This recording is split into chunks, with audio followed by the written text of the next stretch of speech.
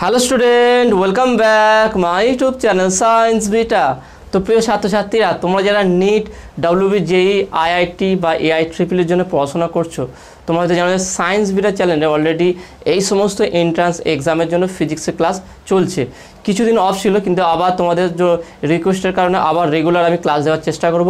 অর্থাৎ তোমাদের এখানে একটা জিনিস বুঝে নাও যে ফিজিক্স, বিশেষ করে যে কোনো এন্ট্রান্স এক্সামের জন্য ফিজিক্সকে ভালো নাম্বার পেতে গেলে এনসিইআরটি বই ভালো করে ফলো করতে হবে। সেই কারণে আমার প্রত্যেকটা ভিডিও কিন্তু এনসিইআরটি বই থেকে ফলো করে মেন করা, তার সঙ্গে আরও কিছু গুরুত্বপূর্ণ বই ফলো করে টোটাল যেটা নিট, এআই ট্রিপল বা ডাব্লিউবিজের জন্য গুরুত্বপূর্ণ মনে হয়েছে সেই সব নিয়েই টোটাল থিওরি আমি ডিসকাস করি, এবং সেই থিওরির উপরে প্রিভিয়াস ইয়ারে কেমন কেমন কোশ্চেন এসেছিলো, কোশ্চেনের ধরন কী, সেইগুলো কীভাবে সলভ করতে হয়, সেইগুলো সবই তোমাদের ভিডিও আকারে আমি করে দিই। তো আজকে আমি ফিজিক্সের ক্লাস 12-এর নতুন একটা চ্যাপ্টার স্টার্ট করছি। তোমাদের এনসিইআরটি বই এটা ফার্স্ট চ্যাপ্টার, প্রথম চ্যাপ্টার হচ্ছে ইলেকট্রিক চার্জ অ্যান্ড ফিল্ড। ওকে, এই চ্যাপ্টারটা খুবই গুরুত্বপূর্ণ আছে, কারণ এই চ্যাপ্টারের মেন কনসেপ্টটা কিন্তু চার্জের দেওয়া আছে, চার্জের কনসেপ্ট দেওয়া, সেখান থেকে ইলেকট্রিক ফিল্ডের কনসেপ্ট দেওয়া আছে। আমি চেষ্টা করব প্রত্যেকটাই কনসেপ্ট সবথেকে সহজ করে কীভাবে বোঝানো যায়। আজকে আমি তোমার স্টার্ট করব কুলম্বস ল। কুলম্বের সূত্রের টোটাল যত রকম এন্ট্রান্স এক্সাম আছে, সমস্ত এন্ট্রান্স এক্সামের জন্য কুলম্বস লতে যে সমস্ত থিওরিগুলো আসে, মানে এ টু জেড প্রত্যেকটা থিওরি সহজ করে আজকের ভিডিওতে আলোচনা করব। ওকে, তাহলে আজকের ভিডিওটি খুবই গুরুত্বপূর্ণ হবে। আজকের ভিডিওটি অবশ্যই তোমরা প্রথম থেকে শেষ পর্যন্ত দেখবে। আর যদি তোমরা সায়েন্স বিটা চ্যানেলে নতুন থাকো, অবশ্যই চ্যানেল সাবস্ক্রাইব করবে এবং পাশে থাকা বেল আইকনটি প্রেস করবে, আর ভিডিওতে একটা লাইক দেবে এবং বন্ধুদের সঙ্গে শেয়ার করবে। প্রথম আমরা কুলম্বের সূত্র আমরা হেডিং দিই, এখানে তোমরা হেডিং দিয়ে দাও এখানে কুলম্বস ল, কুলম্বস ল, কুলম্বের সূত্র। টোটাল কথা বলছি কি, কুলম্বের সূত্রের এ টু জেড যা থিওরি আছে সমস্ত থিওরি আমি আলোচনা করব, এবং চেষ্টা করব সব থেকে সহজ করে, একদম বেসিক থেকে শুরু করে একদম টাফ পর্যন্ত চেষ্টা করবো প্রত্যেকটা যাতে কনসেপ্টটা ক্লিয়ার হয়ে যায় এখানটায়। দেখো না, কুলম্বস ল আমরা কি ডিল করবো? চার্জ নিয়ে ডিল করবো। ওকে, আমরা চার্জ নিয়ে ডিল করবো। ওকে, আমরা কুলম্বের সূত্র মেন চার্জ নিয়ে ডিল করব। চার্জের অ্যাট্রাকশান, রিপালশান, ওদের আকর্ষণ বিকর্ষণ হওয়া এবং তাদের মধ্যে কী বল হয় সমস্ত এ টু জেড সব নিয়ে, এবং সেখানে যেগুলো ধ্রুবক আসবে সেইগুলোর নাম কি, তাদের কি আছে, তাদের মান কত আছে, এগুলো কোথায় ইউজ হয়, সব চেষ্টা করব যে কমপ্লিট করা এই আলোচনাগুলো। তাহলে চার্জ নিয়ে ডিল করতে হয়। চার্জ আমরা জানি দু রকম চার্জ। চার্জ হচ্ছে কি, একটা যে পজিটিভ চার্জ, পজিটিভ, একটা হচ্ছে নেগেটিভ। ওকে, একটা হচ্ছে পজিটিভ চার্জ, একটা হচ্ছে নেগেটিভ চার্জ। ওকে, তাহলে দু রকম আধান নিয়ে গঠিত হয় চার্জ। তাহলে আমরা চার্জ বলতে দুটো জিনিস বোঝাই। এর আগে দেখবে তোমাদের বইয়ে বা এইচএস বইয়ে তুমি পাবে যে স্থিরতড়িতের প্রাথমিক ধারণা বলি, ওইগুলো অ্যাকচুয়ালি কোনো কোশ্চেনে কোনো পরীক্ষায় আসে না। তবুও আমি বলছি, যদি তোমরা মনে করো যে এর উপরে একটা ভিডিও থাকা দরকার, তাহলে যদি কমেন্টে জানাও, তাহলে তার উপরে আমি ভিডিও করে দেবো। ওকে, নাহলে তোমরা যে কোনো ক্লাস 12-এর বই নিয়ে সেখানে যদি তার ওই চ্যাপ্টারটা পড়ে দেখে তুমি অলরেডি নিজে থেকেই বুঝতে পারি যাও যে কী বলতে চাইছে। যদি সেটারও কনসেপ্ট প্রয়োজন হয় তাহলে বলবে, তাহলে আমি কমেন্টে যদি তোমরা করো তাহলে আমি তার উপর একটা ভিডিও করে দেবো। তো আমরা এখানে ডাইরেক্ট চার্জ থেকে শুরু করি। চার্জ, ওকে, আমরা দু রকম চার্জ থাকে, তাই না? দু রকম চার্জ থাকে, একটা হচ্ছে পজিটিভ চার্জ, একটা হচ্ছে নেগেটিভ চার্জ। দু রকম চার্জ, পজিটিভ এবং নেগেটিভ। আর একটা ইন্টারেস্টিং বিষয় হচ্ছে এখানে চার্জ অ্যাকচুয়ালি কী নিয়ে করতে, আমরা চার্জটা কিউ দ্বারা রিপ্রেজেন্ট করি। কিউ হচ্ছে চার্জ, এবং সেখান থেকে কারেন্ট ফারেন্ট যদি বের করতে হয় I=Q/T, তাই না? আমরা কারেন্ট ইলেকট্রিসিটি চ্যাপ্টারে এগুলো সব দেখেছিলাম। তাহলে আমরা যে কোনো জায়গায় চার্জ যখন ইউজ করি, চার্জকে আমরা কিউ দ্বারা প্রকাশ করি। কিন্তু আমরা যদি আরেকটু ডিপে যাই, যে একটা চার্জ তৈরি হয় কোত্থেকে, বা চার্জ হয় কী করে, একটা জিনিস আমরা চার্জ বা আধান আমরা পাই কোত্থেকে, চার্জের সোর্স কী, মানে মেন সোর্সটা কী, সেটা হচ্ছে কি ইলেকট্রন। চার্জের মেন সোর্স, তা চার্জের মেন সোর্স হচ্ছে কি ইলেকট্রন। দেখবে যে ব্যাটারির বিভব যত বেশি তার মধ্যে তত চার্জ বেশি। যার mAh, ওকে, mAh হয় না, ব্যাটারি আমরা 5000 mAh, মানে কি তার আধানটা বেশি। অ্যাকচুয়ালি ওখানে আমরা আধান বের করি। ওকে, তাহলে এখানে হচ্ছে মেন হচ্ছে কি মেন চার্জের মেন সোর্স, সেটা হচ্ছে কি ইলেকট্রন। ইলেকট্রন, ওকে, যার ইলেকট্রন যে সমস্ত পরিবাহীর, প্রথমে একটা পরিবাহী ধরলাম, একটা পরিবাহী আছে, এরকম শেপ হতে পারে বা এরকম শেপও হতে পারে, একটা প্লেটও হতে পারে। সোজা কথা, যার মধ্যে তড়িৎ প্রবাহিত হয় সেটা পরিবাহী বলা হয়। তার মানে যে সমস্ত পরিবাহীর চার্জ বেশি সেই সমস্ত পরিবাহী ইলেকট্রন সংখ্যা বেশি। অর্থাৎ ইলেকট্রন যত বৃদ্ধি পাবে, ইলেকট্রন ইনক্রিজ করলে, ইলেকট্রন যদি ইনক্রিজ করলে চার্জও কী করবে, ইনক্রিজ করবে। আর যদি ইলেকট্রন ডিক্রিজ করে চার্জও ডিক্রিজ করবে। অর্থাৎ ইলেকট্রন আর চার্জ পরস্পর প্রপোর্শনাল, ইকুয়াল, আমরা যদি সমানুপাতিক বলতে হবে। এবং এটার চার্জ কত বাড়বে ডিপেন্ড করবে তার ইলেকট্রন সংখ্যার উপরে। তার মানে এটাকে সেটা প্রকাশ করা হয় Q equal to NE, Q equal to NE. Okay, তাহলে কিউ ইকুয়াল টু এনই মানে হচ্ছে এন সংখ্যক ইলেকট্রনের চার্জ তৈরি হয়। অর্থাৎ যে কোনো চার্জ গঠিত হতে গেলে তার মেন সোর্স হচ্ছে ইলেকট্রন সংখ্যা যত বাড়বে চার্জ তত বাড়বে, ইলেকট্রন সংখ্যা যত কমবে চার্জ তত কমবে। অর্থাৎ এন হচ্ছে ইলেকট্রন সংখ্যা। এখানে আমি এটার জন্য একটু ডিসকাস করে দিলাম, এখান থেকেও কোশ্চেন আছে। এখান থেকে বিশেষ করে এইচএসও দেখবে এরকম, এখান থেকে অনেক কটা কোশ্চেন আছে, শর্ট কোশ্চেন টাইপের চলে আসে। এখান থেকে আমরা N equal to Q by E, এখান থেকে ইলেকট্রন সংখ্যা বের করতে পারি। কিউকে যদি আমরা কুলম্বে কনভার্ট করি, কিউ ইকুয়াল টু যদি কুলম্ব হয়, ওকে, আর ইলেকট্রনের আধান তো আমরা জানি 1.6 × 10⁻⁻19 কুলম্ব। তাহলে 1 কুলম্বের ইলেকট্রন সংখ্যা কত, যদি বলে 1 কুলম্ব আধানের ইলেকট্রন সংখ্যা কত, তাহলে সেখানে আমরা কীভাবে বের করবো, এখানে 1 কুলম্ব বাই এটা মান বসিয়ে দেবো, যা আসবে সেটা। তাহলে এইভাবে আমরা সহজে ইলেকট্রন সংখ্যা বের করতে পারি। এবার আমরা ফিরে আসি কুলম্বের সূত্রে। তাহলে কুলম্বের সূত্রে তাহলে আমরা কী জানবো, তাহলে আমরা জেনে গেছি অলরেডি যে চার্জ বা আধান দুই প্রকার, একটা হচ্ছে পজিটিভ, একটা নেগেটিভ, এর বাইরে কিছু না। ওকে, পজিটিভ এবং নেগেটিভ। এবং আমরা এখান থেকে এটাও বলতে পারি যে পজিটিভ সমজাতীয় আধান বা ইকুয়াল চার্জেস বা আইডেন্টিক্যাল চার্জেস আর রিপেল, একে অপরের সঙ্গে তারা কী করে, বিকর্ষণ করে। অর্থাৎ দুটো পজিটিভ আধান পাশাপাশি রাখলে তারা কী করবে, বিকর্ষণ করবে। আর দুটো নেগেটিভ আধান যদি পাশাপাশি রাখা তারাও বিকর্ষণ করবে। তাহলে এখান থেকে আমরা জানি কি সমজাতীয় আধান পরস্পর বিকর্ষিত হয়। ওকে, আর বিপরীত আধান রাখলে অর্থাৎ প্লাস আর মাইনাস তারা কী করে, পরস্পর দিকে আকর্ষণ করবে। তাহলে এখান থেকে আমরা কনক্লুড করলাম কি সমজাতীয় আধান পরস্পর বিকর্ষণ করে আর বিপরীত জাতীয় আধান পরস্পরকে আকর্ষণ করে। এই যে আকর্ষণ আর বিকর্ষণ, এটা কি বাইরে থেকে কোনো ফোর্স অ্যাপ্লাই করা হয়, সেটা নয়, নিজে থেকেই। অলরেডি তার মানে হচ্ছে কি দুটো আধান যদি থাকে তাদের মধ্যে নিজে থেকে একটা বলের সৃষ্টি হয়, একটা ফিল্ড, একটা মানে ফোর্স সৃষ্টি হয়। সেই ফোর্সটা কি তাদের দুটো বিপরীত জাতীয় আধান বা সমজাতীয় আধান কাছাকাছি থাকার ফলে এটা সৃষ্টি হয়। যদি সমজাতীয় হয় সেই বলটাকে একে অপরকে দূরে সরিয়ে দেবে, আর যদি বিপরীত জাতীয় আধান হয় তার বল দুটো পরস্পরকে আকর্ষণ করে নেবে। ওকে, এই বলটা নিয়ে চিন্তাভাবনা প্রথম করেছিলেন বিজ্ঞানী কুলম্ব। তার নাম অনুসারে সেই জন্য এর নাম হচ্ছে, এই সূত্রের নাম হচ্ছে কুলম্বস ল।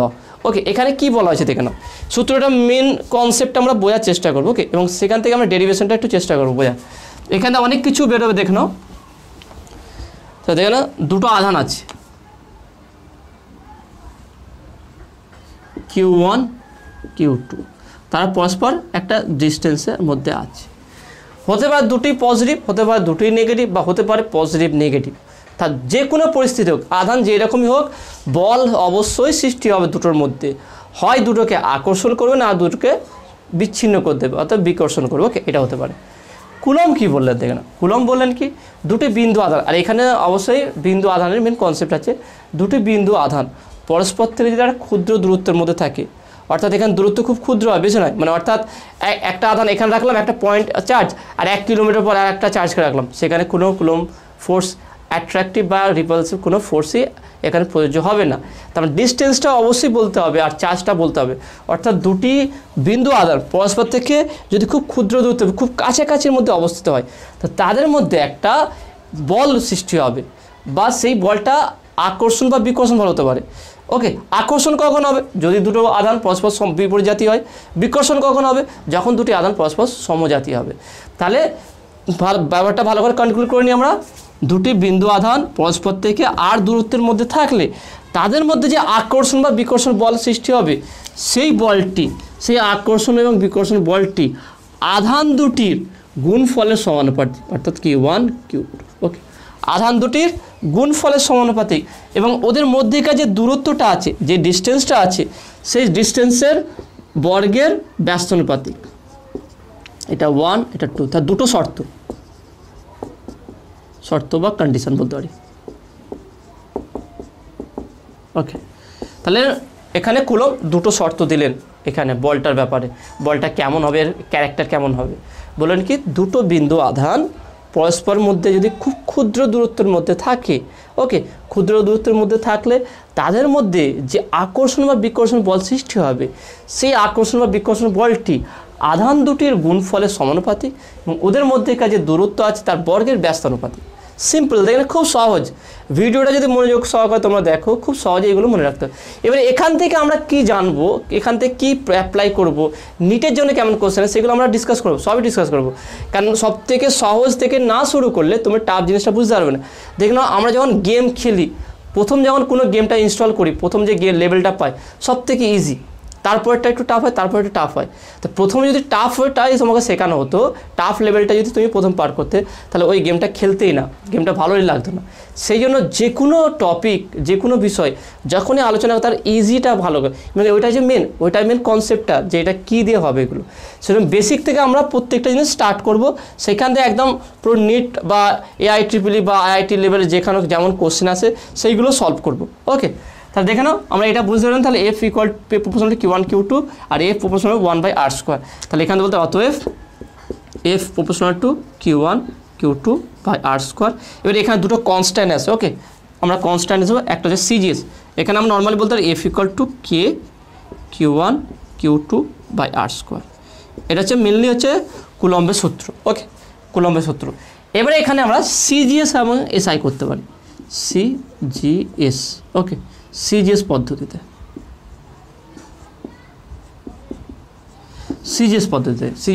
আমরা কী করবো দেখো।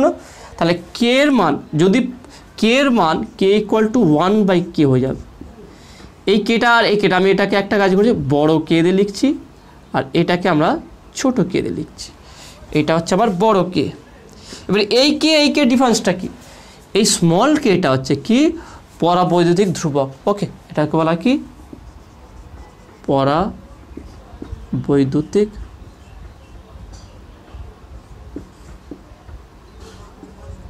ধ্রুবক, বা একে বলা কি dielectric constant,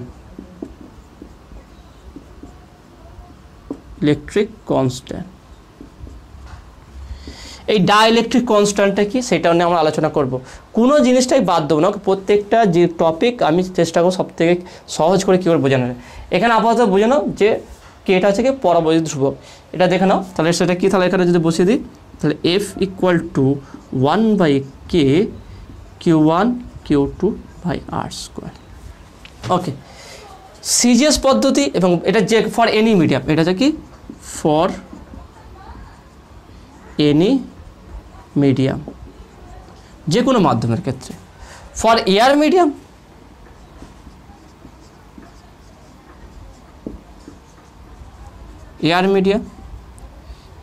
K equal to 1, small K equal to 1। তাহলে F equal two Q1 Q2 r²। তার মানে কুলম্বের সূত্রটা কী পেলাম, F equal two Q1 Q2 r², এটা CGS পদ্ধতি এবং বাই মাধ্যমে। ওকে, তাহলে CGS এটা বলতে হবে কি CGS system and in air medium.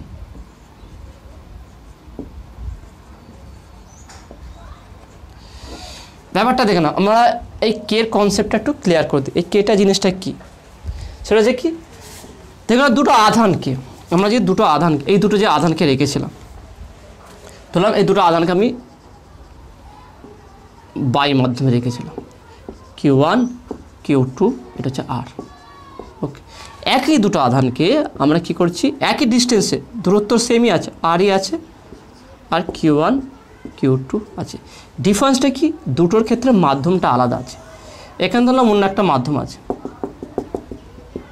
হতে পারে সেটা কাঠ গুঁড়ো, ওকে, অর্থাৎ সেটা ভাই ইনসুলেটার হবে, ওকে, সেরকম টাইপের তো মধ্যে আছে। এবার বলো আধান দুটোকে বায়ু মাধ্যমের মধ্যে রাখলে এদের মধ্যে যে আকর্ষণ বা বিকর্ষণ বল কাজ করবে, ঠিক একই আধানকে যদি অন্য বায়ু মাধ্যম বাদে অন্য কোনো ডেন্সার, অবশ্যই বাইর থেকে বেশি ঘনত্বযুক্ত ডেন্সার মিডিয়ামে রাখি, এর বলো এখানে যেই বলটা পাবো আর এখানে যেই বলটা পাবো, যদি এটা F1 বলি এটা F2 বলি, দুটো বল কি সেম হবে, হয় আকর্ষণ বা বিকর্ষণ। ভাবো একটা জিনিস, সহজ এক্সাম্পল দিই, তুমি একটা রাস্তার মধ্যে দিয়ে ধরো 1 কিলোমিটার হাঁটছো, তুমি যে এনার্জি নিয়ে হাঁটছো, ওই 1 কিলোমিটার যদি 1 কোমর জলে ডুবিয়ে তোমাকে যেতে বলা হয়, 1 কোমর জল আছে 1 কিলোমিটার পর্যন্ত, এবার যদি যেতে বলা হয় তাহলে কি একই তুমি স্পিডে যেতে পারবে? কি স্পিডে যাওয়া যাবে না, তাই না?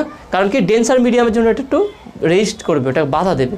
ঠিক একইভাবে বায়ু মাধ্যমে দুটি আধান একই আধান একই দূরত্বের মধ্যে থাকলে তাদের মধ্যে যে বল আকর্ষণ বিকর্ষণ যে বল কাজ করবে, এই বায়ুর থেকে ডেন্সার মিডিয়াম যদি একই আধান একই দূরত্বের মধ্যে থাকে, সেখানে সেই পরিমাণ বল প্রযুক্ত হবে না, তার থেকে কম হবে, অর্থাৎ F1 গ্রেটার দ্যান F2 হবে।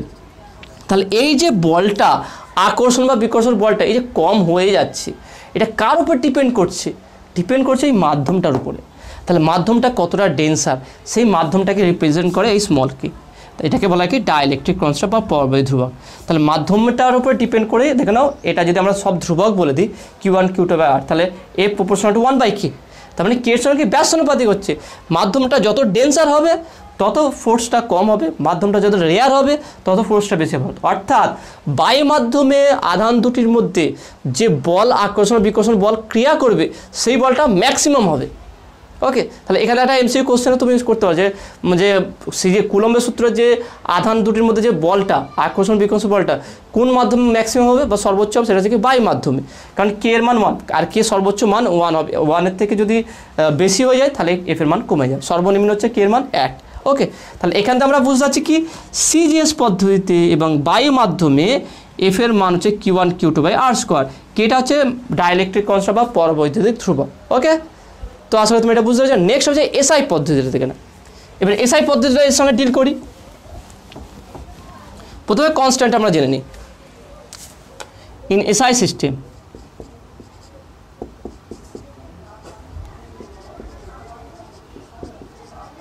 System capital K equal to 1/4πε, এটাকে বলা হয় এপসিলন। এটা তোমরা ম্যাথে দেখেছিলে এপসিলন। ওকে, এপসিলন এর মতো একটু দেখতে কিন্তু এরকম। ওকে, এপসিলন বলা হয়। তাহলে F equal to 1/4πε into Q1 Q2/R²। তাহলে এটা হচ্ছে কুলম্বের সূত্রে এসআই পদ্ধতিতে। তাহলে বলতে Coulomb's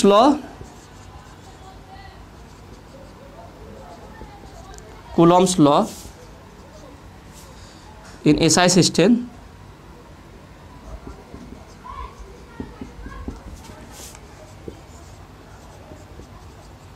for any medium.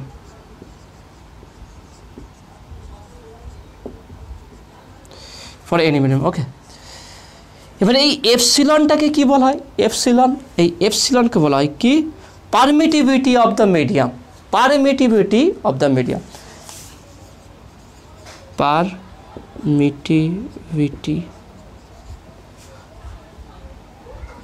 Medium বা মাধ্যমের তড়িৎ ভেদ্যতা। মাধ্যমের তড়িৎ ভেদ্যতা। ওকে, মাধ্যমের তড়িৎ ভেদ্যতা। তাহলে এপসিলনকে বলা হয় কি permittivity of the medium. Permittivity, ওকে,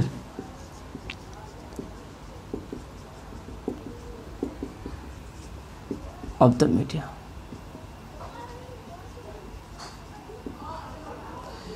যে মিডিয়াম যত ডেন্সার হবে এপসিলন মান সেই হিসাবে বাড়বে। ওকে, তাহলে অর্থাৎ সিজিএস পদ্ধতিতে কে যে ভূমিকা পালন করলো, এসআই পদ্ধতিতে এপসিলন কিন্তু সেই একই।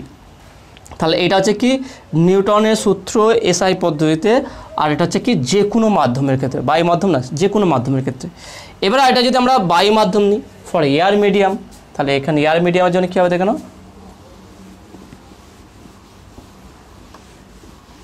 তাহলে আমরা এখানে বলতে পারি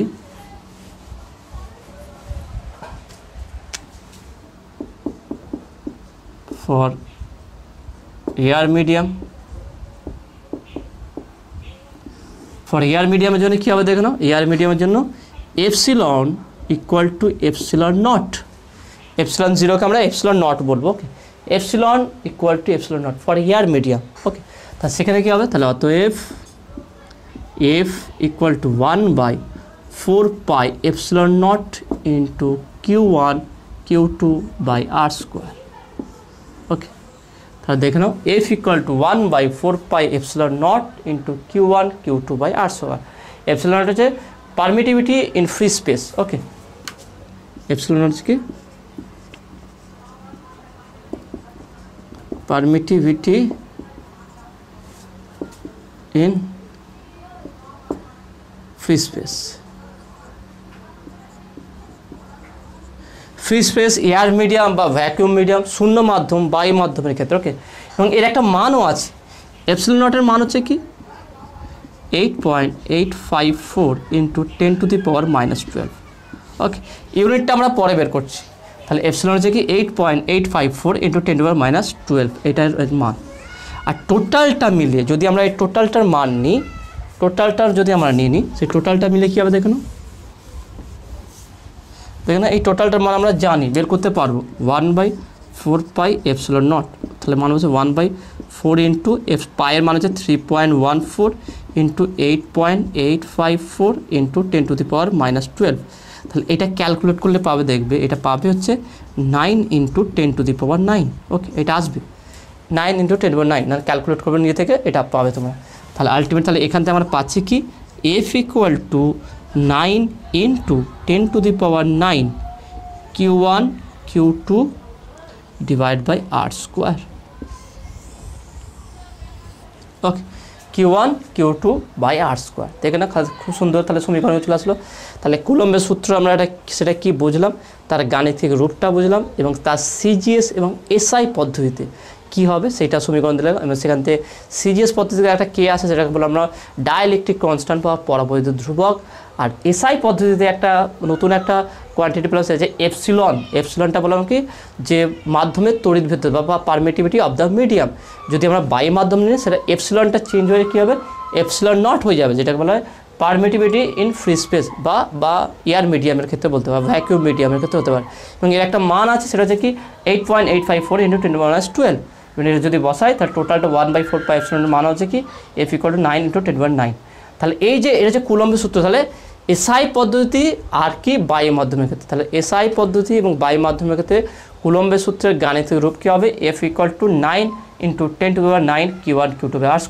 যেখানে সিজিএস পদ্ধতিতে কুলম্বের সূত্রের গাণিতিক রূপ আমরা পেলাম কি F = Q1 Q2/r²। তাহলে এসআই আর সিজিএস মধ্যে ডিফারেন্স কি 9 ইন্টু 10⁻9। ওকে, তো আসলে তুমি এটা বুঝতে পেরেছো। এবার দেখে নাও সেটা হচ্ছে কি এপসিলন নটের একক কী হবে, এটা অনেকে কোশ্চেন করে যে এপসিলন নটের এককটা কী। খুব সহজে আমরা এর একক এবং এর মাত্রাও বের করতে পারি। সেটা কি দেখে নাও,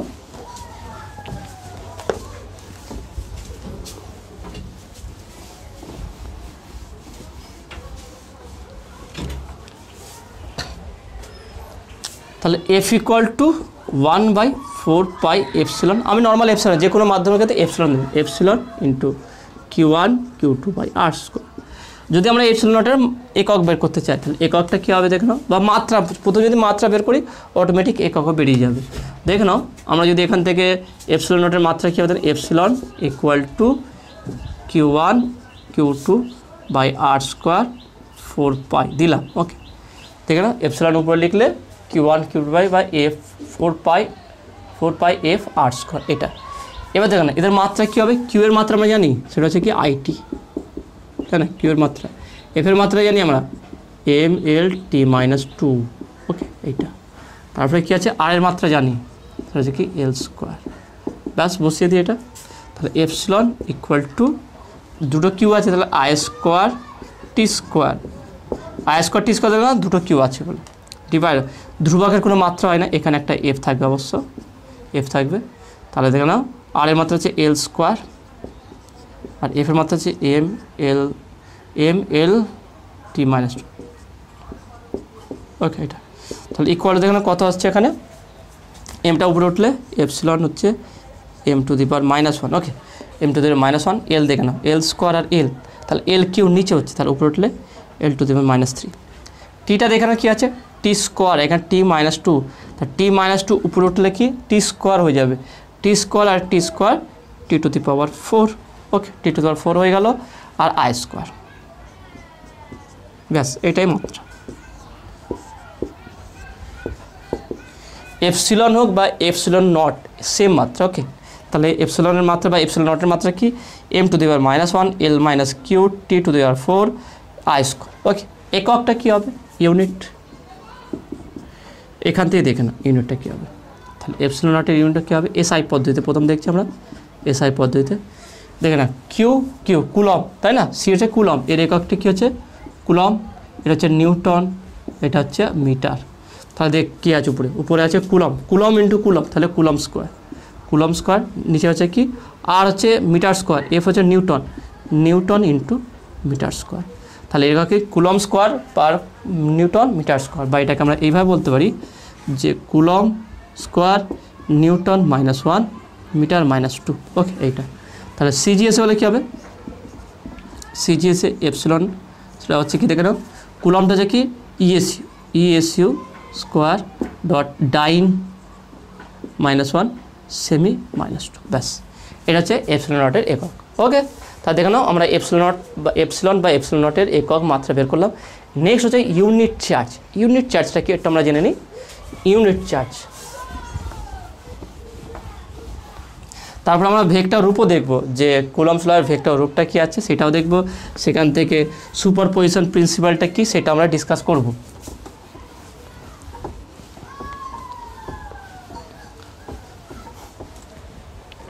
তাহলে দেখে নাও আমরা সিজিএস এবং এসআর ক্ষেত্রে দুটো জিনিস পেয়েছিলাম, F equal to 1/4 pi epsilon naught, by মাধ্যমে নিই Q1 Q2 by R square.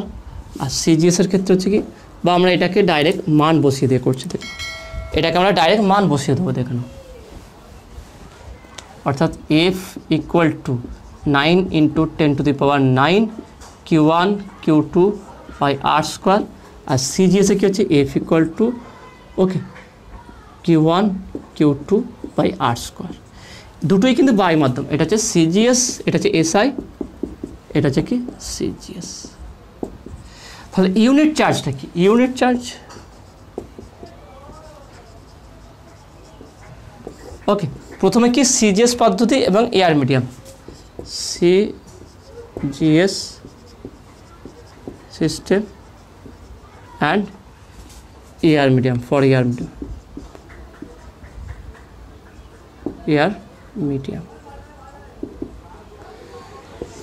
Unit charge মানে হচ্ছে কি চার্জ কখন একক হবে, দেখে না এখানে আমরা কি যেহেতু সিজিএস পদে আর এয়ার মিডিয়ামের ক্ষেত্রে বলেছে, তাহলে আমরা এখানে কি শর্ত ফেললে যে চার্জটা ইউনিট হবে সেটা দেখে নাও। যদি আমরা এফ ইকুয়াল টু 1 ডাইন নিই, 1 dyne, okay 1 dyne, R equal to 1 centimetre, okay, আর Q1 equal to Q2 equal to Q, অর্থাৎ identical charge, same charge, okay same charge. তাহলে কী হবে দেখে নাও, এই কন্ডিশন যদি এখানে বসে, এটা হচ্ছে কন্ডিশন, ইউনিট চার্জ সিজিএস পদ্ধতি হতে গেলে এই কন্ডিশনটা, তাহলে কন্ডিশন এটা হচ্ছে ওকে, এটা কন্ডিশনটা লিখে রাখবে, হচ্ছে কন্ডিশন ইউনিট চার্জ হতে গেলে। তাহলে এখান থেকে বলতে পারি কি এফের মান যদি বসে দিই 1 Q into Q, okay divide by 1 square, তাহলে or Q square equal to 1 or Q equal to +-1, ব্যাস হয়ে গেল। এটা হচ্ছে ইউনিট চার্জ। তাহলে ইউনিট চার্জের কন্ডিশন কী হতে হবে, যে সিজিএস পদ্ধতি হতে গেলে চার্জটা মানে ফোর্সটা 1 ডাইন হতে হবে, ডিস্টেন্সটা 1 সেন্টিমিটার হতে হবে, আর দুটো চার্জকে আইডেন্টিক্যাল চার্জ হবে। আর এখানে যে ফোর্স হবে অবশ্যই এই ফোর্সটা কী হবে, রিপালসিভ না অ্যাট্রাকটিভ, এটা হচ্ছে রিপালসিভ, ওকে ফোর্সটা হচ্ছে কি দিস ফোর্স ইজ রিপালসিভ, ওকে। তাহলে এটা বিকর্ষণ হবে, এখানে আকর্ষণ হবে না। তাহলে একই কনসেপ্ট যদি আমরা এসআই এর ক্ষেত্রে প্রযোজ্য করি, তাহলে এটা এসআই, এবার দেখো না, তাহলে আমার এখানে কন্ডিশনটা কী হবে, এখানে কন্ডিশন একটু চেঞ্জ হবে, দেখে নাও এখানে কন্ডিশনটা একটু চেঞ্জ হবে। এসআই পদ্ধতির ক্ষেত্রে আমার চাইছে কি কিউটাকে 1 নিয়ে আসতে, তাহলে কিউটাকে 1 নিয়ে আসতে অবশ্যই আর ইকুয়াল টু 1 করতে হবে, 1 মিটার। এখানে ইউনিট চার্জ বা 1 ESU, ওকে এরকম দিতে হয় কোশ্চেন 1 ESU এর কন্ডিশন কী হতে হবে, কুলম্বস ল থেকে আমরা যদি চার্জে 1 ESU চার্জ পেতে পাই, সেখানে ফোর্স আর ডিস্টেন্সের কী কত মান হতে পারে, চার্জের কী কন্ডিশন আছে, এখানে কিছু ঘুরিয়ে ফিরিয়ে কোশ্চেন দিতে পারে। তাহলে এখানে তো এসআই পদ্ধতিতে তাহলে R = 1 মিটার হবে। এবারে Q1 আর একটা Q1 = Q2 = Q, এখানে সেম চার্জ হতে হবে। ওকে, সেম চার্জ হবে, কিন্তু ব্যাপারটা ফোর্সটা কত ধরবে, এফটা যদি 1 নিউটন ধরি, দেখে না এফটা যদি 1 নিউটন ধরি, তাহলে এটা কিউটা কি 1 হবে, আমরা দেখে চেক করে দেখে নিই। ধরলাম প্রথম ক্ষেত্রে F = 1 নিউটন, তাহলে কত হবে 1 = 9 × 10⁹ Q × Q / 1², তাহলে Q² = 1/9 × 9। তাহলে এখানে কি আমরা পাচ্ছি Q = 1, হচ্ছে না, কারণ কি এই 9 × 10⁹ আছে বলে। সেই কারণে আমরা এখানে কি করব, কিউটাকে কত, এফটাকে কত ধরবো, এফটাকে আমরা ধরবো কি 9 × 10⁹ নিউটন। অর্থাৎ দুটো সেম চার্জ পরস্পর থেকে যদি 1 মিটার দূরত্ব থেকে 9 × 10⁹ নিউটন বল, বিকর্ষণ বল প্রযুক্ত করে, অর্থাৎ এই বলে যদি পরস্পর বিকর্ষিত হয়ে যায়, তখন সেই চার্জটাকে ইউনিট চার্জ বলা হবে।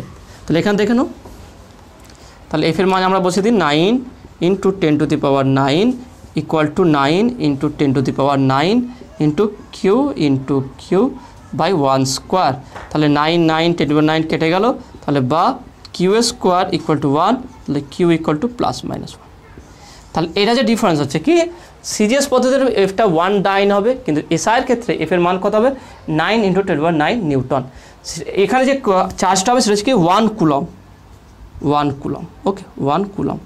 সেই জন্য 1 কুলম আধান তৈরি করা যায় না, কারণ 1 মিটার দূরত্বে এবং 9 × 10⁹ এই যে বল, এটা সৃষ্টি করা যায় না। সেই জন্য এই চার্জকে বলা হয় 1 কুলম চার্জ। আগেরটা যেমন 1 ESU ছিল, এটা ছিল 1 কুলম। ওকে, তো আসলে তুমি এটা বুঝতে পেরেছো। নেক্সট আমরা কি কুলম্বস ল ভেক্টর ফর্মটা কী আছে, এটা খুব কনসেপ্ট চলে আছে এবং এটা খুব গুরুত্বপূর্ণ, এটা ভালো করে বোঝার চেষ্টা করো, কারণ এই ভেক্টর ফর্মটাই অনেকজন বুঝতে পারে না, অনেক টাফ লাগে। সেটা দেখে নাও, আমি চেষ্টা সহজ করে বুঝিয়ে দেওয়ার। হচ্ছে কি ভেক্টর ফর্ম,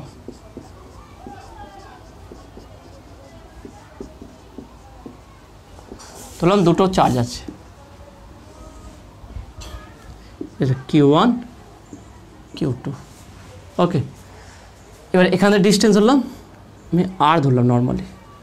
এবার এখানে দেখে নাও R1, যদি আমি Q2 আধানের উপরে দেখে নাও, Q2 আধানের উপরে যদি Q1 আধানের জন্য বল প্রযুক্ত হয়, সেই বলটাকে কী হয় দেখে নাও, বা সেখানে দূরত্বটা কী হয়, বলটা আমি লিখে দিচ্ছি আগে, F = 1 2। ওকে, F = 1 2 মানে হচ্ছে কি the force on Q1 charge due to Q2, অর্থাৎ 1 নম্বর চার্জের উপর প্রযুক্ত বল 2 নম্বর চার্জের জন্য, অর্থাৎ এই যে 2 নম্বর Q2 আছে, এই Q2 চার্জের জন্য Q1 চার্জের উপর যে বল প্রযুক্ত হবে, সেই বলটাকে আমার F12 বলছে। অর্থাৎ এর জন্য এদিকে হলে হচ্ছে F12, আর F21 ওটা হচ্ছে কি দ্য ফোর্স অন Q2। ওকে, 2 নম্বরের উপর Q2 চার্জ ডিউ টু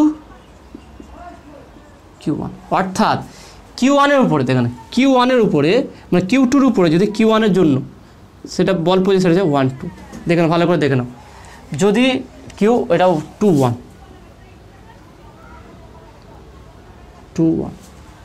ব্যাপারটা আলাদা ভালো করে বুঝিয়ে দিচ্ছি, দেখে নাও। 1 নম্বর 1 2 মানে হচ্ছে 1 নম্বরের উপরে, 1 2 মানে কার উপরে, প্রথমে কার উপরে সেটা 1 থাকবে। তাহলে 1 নম্বর 1 2 মানে হচ্ছে 1 নম্বর আধানের উপরে, অর্থাৎ Q1 আধানের উপরে Q2 আধানের জন্য যে বল কাজ করে, সেটা বিকর্ষণ বা আকর্ষণ হতে পারে। আর হচ্ছে কি F21 মানে হচ্ছে কি 2 নম্বর আধানের উপরে বা Q2 আধানের উপরে Q1 আধানের জন্য যে বল প্রযুক্ত হচ্ছে।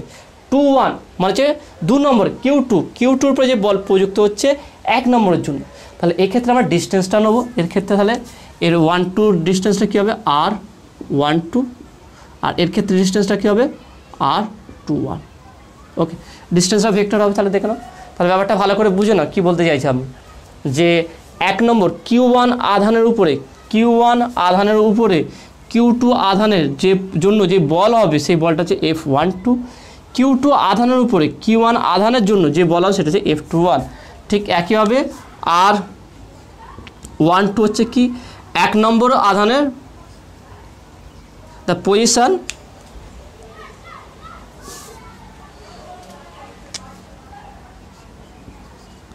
position of Q1 from Q2। Okay, Q2 থেকে Q1 এর দূরত্ব হচ্ছে কি R12 আর R21 হচ্ছে কি the position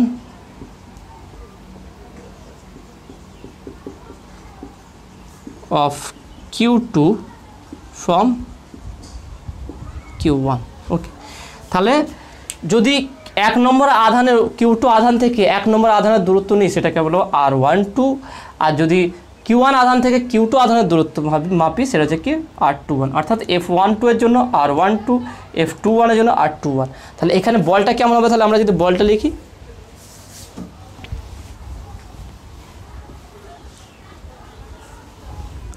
তাহলে আমরা এখানে যে বল লিখি যে F12 ইকুয়াল টু F12 অর্থাৎ এক নম্বর উপরে যে বলটা হবে F12 হচ্ছে কি 1/4 pi epsilon naught. Epsilon not দিলাম মানে বাই মাধ্যম ধরলাম Q1 Q2 by R12 F12 নিই তাহলে R12 স্কোয়ার। ওকে, এটা স্কেলার পার্ট নিলাম। তাহলে এটা ম্যাগনিটিউড, কারণ একটা ভেক্টর মানে কি বুঝি এ vector equal two A into N cap, তাই না? এটা তাহলে এই কনসেপ্ট আমরা ভেক্টর রূপে সাজাতে চাইছি। তাহলে স্কেলার পার্ট লিখে দেখুন F12, এটা স্কেলার লিখে এখন ভেক্টর সাইন দিইনি আমি, equal to 1/4 pi epsilon naught Q1 Q2 by R12 square. 12 নিলাম কেন? 1 এর উপরে, ওকে এর উপরে, বারবার বলছি এর উপরে Q2 জন্য, মানে এখানে ডমিনেন্ট করছে এর জন্য, এর উপরে বল প্রযুক্ত করছে। তাহলে এর জন্য এর উপরে যে বলটা প্রযুক্ত হচ্ছে সেটা হচ্ছে কি F12। এবারে আমরা নেবো কি R12 ক্যাপ। তাহলে একটা ইউনিট ভেক্টর দিলে ডাইরেকশন দিলি তাহলে এটা ভেক্টর হয়ে গেল, ব্যাস। এটা হচ্ছে কুলম্বের সূত্রের ভেক্টর রূপ। তাহলে ভালো করে বুঝে না কি করলাম, F12 ভালো করে বুঝে, 12 মানে এক নম্বরের উপরে থেকে নাও 1 2, তাহলে একের জন্য 2 নম্বরে যে বল হবে সেটা হচ্ছে F12, আর এক নম্বরের জন্য মানে 2 নম্বরের জন্য 1 নম্বরে যে প্রযুক্ত বল হবে সেটা হচ্ছে 1 2। এবারে একের জন্য 2 নম্বরে 1 নম্বরের আধানের জন্য 2 নম্বরে যে বল প্রযুক্ত সেটা হচ্ছে কি F21। মানে যার প্রযুক্ত হবে সেটাকে আগে লিখবো আমরা, মানে কার ওপর প্রযুক্ত করছি সেইটা, কার জন্য 2 এর জন্য, কার ওপর প্রযুক্ত হচ্ছে এটা হচ্ছে কার ওপরে প্রযুক্ত হচ্ছে সেইটা, এটা হচ্ছে কার জন্য প্রযুক্ত হচ্ছে। ওকে, তাহলে F12 ঠিক ডিস্টেন্সটা একইভাবে নেবো, এটার জন্য হচ্ছে কি R12, এটা হচ্ছে কী হবে এটা R21। ওকে, এই কনসেপ্টটা ভালো করে বুঝে নাও, এই জায়গাটা অনেকে গুলিয়ে যায়, এই জায়গাটা ভালো করে বুঝে নাও যে যেখান থেকে যার উপরে আমি কাজ করছি, কার উপরে, তাহলে এটা 1, এটা হচ্ছে 2, এটা হচ্ছে 1, তাহলে আমি কার উপরে কাজ করছি এখান থেকে, এখন আমি হচ্ছে এখান থেকে, এটা তাহলে আমি এখান থেকে কাজ করছি 1 এর উপরে, তাহলে এটা কাজ হচ্ছে কার উপরে, 1 এর উপরে, কার জন্য 2 এর জন্য, তাহলে 1 এর জন্য কাজ হচ্ছে 2 এর উপরে, মানে 1 এর জন্য বল প্রযুক্ত হচ্ছে 2 এর জন্য, মানে 1 এর উপরে বল প্রযুক্ত হচ্ছে 2 এর জন্য। ঠিক একইভাবে তাহলে আমরা বলতে F12 মানে হচ্ছে Q1 আধানের উপরে প্রযুক্ত বল, কার জন্য? ডিউ টু Q2 আধানের জন্য। তাহলে এখানে ডিস্টেন্সটা R12 নিলাম, তাহলে আমরা Q1 আধানের দূরত্ব হবে কার সাপেক্ষে? Q2 আধানের সাপেক্ষে, সেটা R12 স্কোয়ার। স্কেলার, তো ডাইরেকশনটা কোন দিকে হবে? এই দিক ডাইরেকশন হচ্ছে, তাই না? সেই জন্য আমরা R12 নিচ্ছি। ঠিক সিমিলারলি আমরা যদি অপোজিট দিকে ভাবলে কী হবে দেখে নাও, তাহলে আমরা যদি অপোজিট দিকে ভাবি F21 equal to 1/4 pi epsilon naught into Q1 Q2 by R21 square into R21 cube, R21 cap. Okay, এটা তাহলে এইভাবে, এইটা হচ্ছে কি অ্যাকচুয়ালি কুলম্ব সূত্রের ভেক্টর রূপ। Okay, vector form of Coulomb's law. শুধু এটা নয়, এটাকে আমি একটু এক্সপ্লেন করছি, এটাকে আর একটাভাবে লেখা যায়, সেটা কি দেখো। আচ্ছা, ইউনিট ভেক্টর মানে কি? এ ভেক্টর বাই এ, তাই না? এটা তো এ ভেক্টর এ ক্যাপ মানে হচ্ছে এ ভেক্টর বাই এ। তাহলে আমরা এটাকে এভাবে সাজাতে পারি r12 ক্যাপ মানে হচ্ছে কি r12 vector by r12 scalar. ঠিক একইভাবে r21 ক্যাপ মানে হচ্ছে কি r21 vector by r21 cap, r21 normally.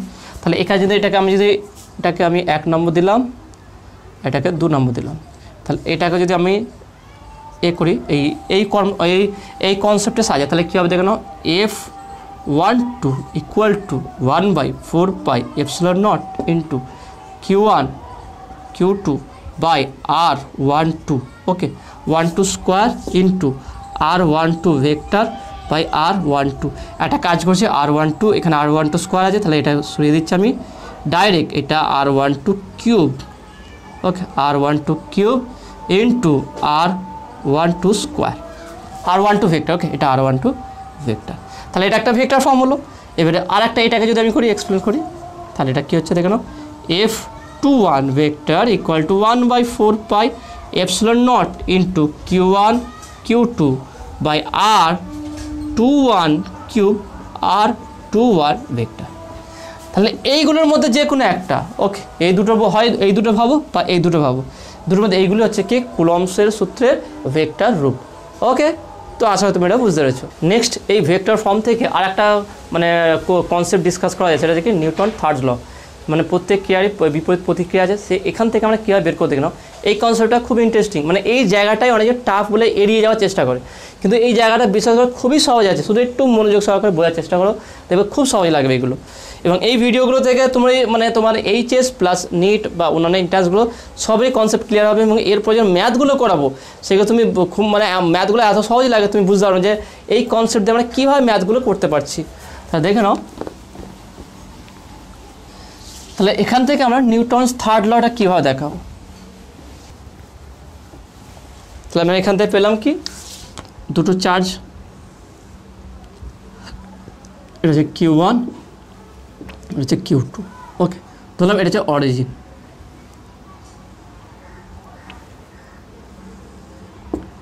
ও বিন্দু, এটা এ, এটা বি বিন্দু, এখান থেকে এর দূরত্ব হচ্ছে কি r1, এর থেকে এর দূরত্ব হচ্ছে কি r2। এবার আমরা জানি যে q12 মানে অর্থাৎ এর জন্য এর উপরে যে পজিশন হবে, এর জন্য এর উপর বল, তাহলে মানে f21, ওকে, তাহলে এখানে ডিস্টেন্সটা হয়ে যায় কি r21। q2-র জন্য q1-এর উপর প্রযুক্ত বল, সেটা হচ্ছে কি f12 r12, তাই না? সেখান থেকে আমরা দুটো ভেক্টর পেয়েছিলাম, সেটা হচ্ছে কি f12 equal to 1/4 pi epsilon naught into q1 q2 by r12 square into r12 vector. আমরা ভেক্টর আকারটা লিখছি, ক্যাপ লিখবো না এখানটায়। এবার দেখে নাও, আমরা যদি ত্রিভুজ এর সাপেক্ষে যদি বা এটা আমরা যদি লিখে রাখলাম বা পাশে এখানে লিখে রাখছি না, r12 মানে কি, আমরা যে ত্রিভুজ সূত্র লাগাই ও এ বি ত্রিভুজের ক্ষেত্রে r12 মানে এটা তো ভেক্টর, এগুলো ভেক্টর। তাহলে দেখে নাও, এই ভেক্টরের ওইমুখ এদিকে, এই ভেক্টরের ওইমুখ এদিকে, কার এদিকে আছে এটা, আমি তোমাদের হাইলাইট করে বুঝিয়ে দিচ্ছি, দেখে নাও, এটার ডাইরেকশান আর এর ডাইরেকশান সেম, এই দুটো ডাইরেকশান সেম, দেখে নাও। তাহলে এই ডাইরেকশান আর ও বি ও এ, আর এটা বিপরীত, তাহলে এখানে লব্ধি কোনটা হচ্ছে দেখে নাও। আমি এদের সাইজ ছোট্ট করে আমি এটাকে এঁকে দিই, ওকে, এটা হচ্ছে কি r2, এদিকে হচ্ছে r12, আর এদিকে হচ্ছে কি r1। তাহলে এই তিনটের মধ্যে লব্ধি কোনটা ভেক্টর সূত্র থেকে, এটা এদিকে একই দিকে আছে, তাহলে লব্ধি হচ্ছে r1। তাহলে এখান থেকে বলতে পারি r1 equal to r2 plus r12, তাহলে বলতে হবে বা r12 equal to r1 vector minus r2 vector. দেখে নাও, এটা আসছে r12 মানে হচ্ছে r1 vector minus r2 vector. Similarly যদি আমরা পরেরটা নিই, অর্থাৎ এই অভিমুখ আর এই অভিমুখ দেখো সেম, ওকে, তার মানে ত্রিভুজ,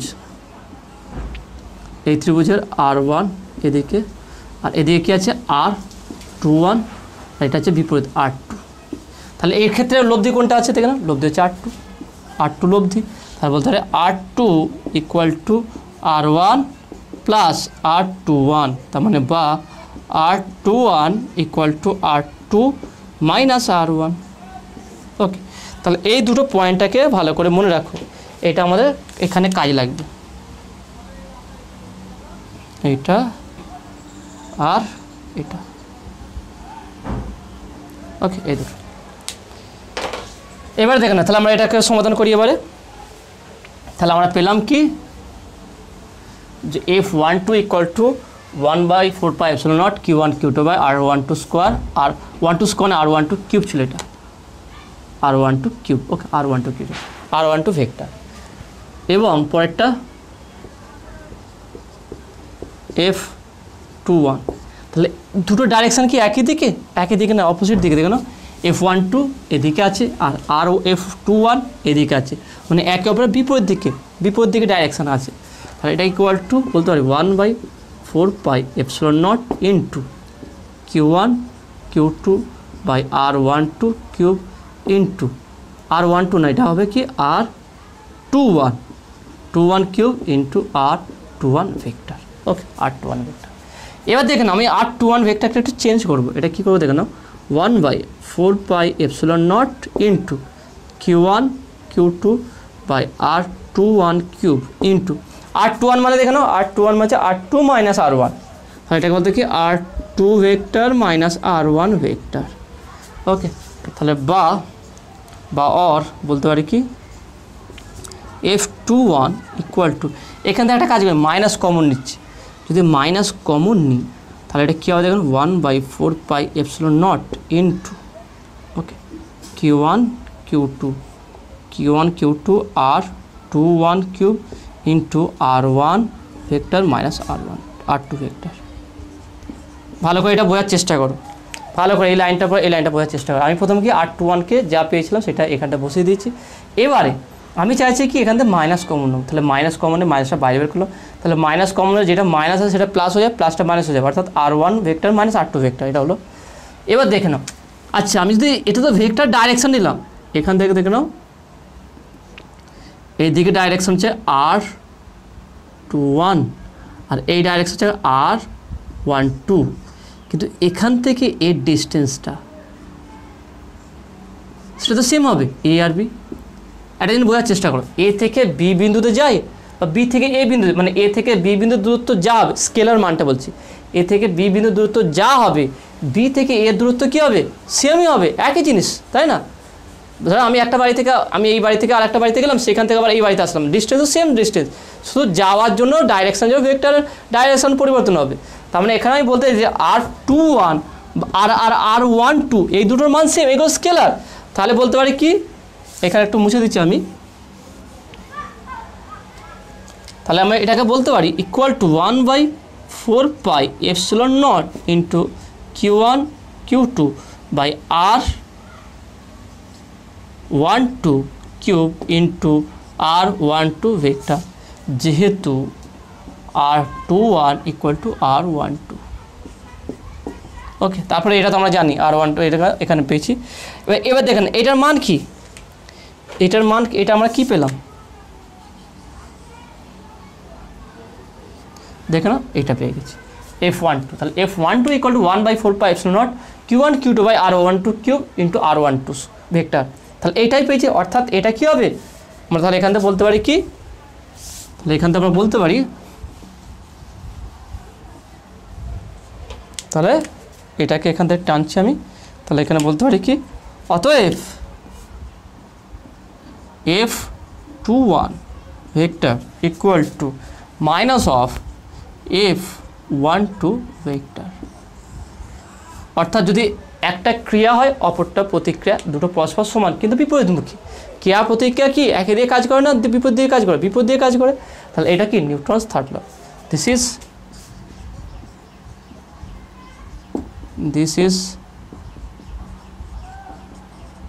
নিউটনস থার্ড ল। ওকে, তাহলে এটা হচ্ছে নিউটনের তৃতীয় সূত্র। তা দেখেন কনসেপ্টগুলো বোঝার চেষ্টা করো, এই কনসেপ্টটা ফেলে দেওয়ার না যে এখান থেকে ব্যাস কী নেবো, এখান থেকে তো আমাদের লিখবো না পরীক্ষায়, এই কনসেপ্ট থেকে অনেক কোশ্চেন সলভ হবে, অনেক নিউমেরিক্যাল সলভ হবে, সেই জন্য এটা ভালো করে বোঝার চেষ্টা করো, বিশেষ করে কুলম্ব সূত্রের ভেক্টর রূপটা। তো এরপরে যে নেক্সট কনসেপ্ট আছে সুপার পজিশন কনসেপ্ট, এই কনসেপ্টটা কিন্তু অনেক নিউমেরিক্যাল আছে, অ্যাকচুয়ালি বেশি নিউমেরিক্যাল প্রবলেম আছে কুলম্বস লতে এই সুপার পজিশন প্রিন্সিপাল, অর্থাৎ একাধিক মাল্টিপল চার্জ যদি একের উপর দূরত্ব থাকে সেখানে রেজাল্টেন্ট ফোর্স কী হবে, ফোর্স ক্যালকুলেট করা, এগুলো আসে। ওকে, তাহলে এই কনসেপ্টটা নেক্সট ভিডিও আলোচনা করব। আজকে ভিডিও এতটুকুই। আজকে যেগুলো আলোচনা করলাম কেমন লেগেছে তোমাদের, ভালো লেগেছে কিনা সেটা তোমরা অবশ্যই কমেন্টে জানাবে। এরকম ভিডিও রেগুলার চাও কি না সেটা তোমরা কমেন্টে বলবে। আর যদি এখনও পর্যন্ত সায়েন্স ভিডিও চ্যানেল সাবস্ক্রাইব না করে থাকো অবশ্যই চ্যানেল সাবস্ক্রাইব করবে এবং পাশে থাকা বেল আইকনে প্রেস করবে, আর ভিডিওতে একটা লাইক দেবে আর বন্ধুদের সঙ্গে বেশি বেশি করে শেয়ার করবে। তো দেখা হবে নেক্সট ভিডিওয়। Have a nice day.